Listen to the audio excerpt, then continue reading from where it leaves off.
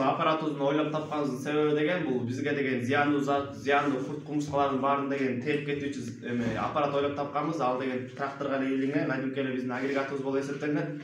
Анда деген бизге эң негизгиси болгон картошкабыз.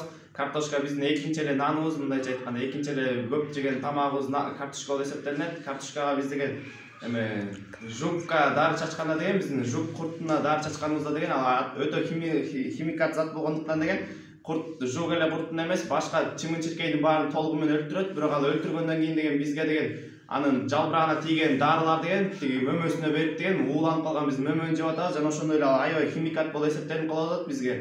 Биз жегенибизде деген бүт деген ден соолугубузга терс таасирин тийгизип атат. Ана ошондуктан бул аппаратты ойлоп тапканбыз. Бул аппарат деген жөн эле картошканы эле терип койбостон деген ал деген бул арпа буудайга конгон кара көсөлөрдү бүт баарын деген чогултуп берет. Кара көсө деген азыркы учурда деген бир башта кара көсө деген складка киргенде деген кампабызга бүт толугу менен дандардын баарын 100 тонна, 50 тонна даныбыздын баардыгын деген жазга чейин жеп жоготуп атат. Жана ошондой эле андан деген чүрүш болуп эч кандай тиги кайра бизге түшүмдүүлүгүн бербей калат. Ошондуктан бул аппаратыбызды ойлоп тапканбыз.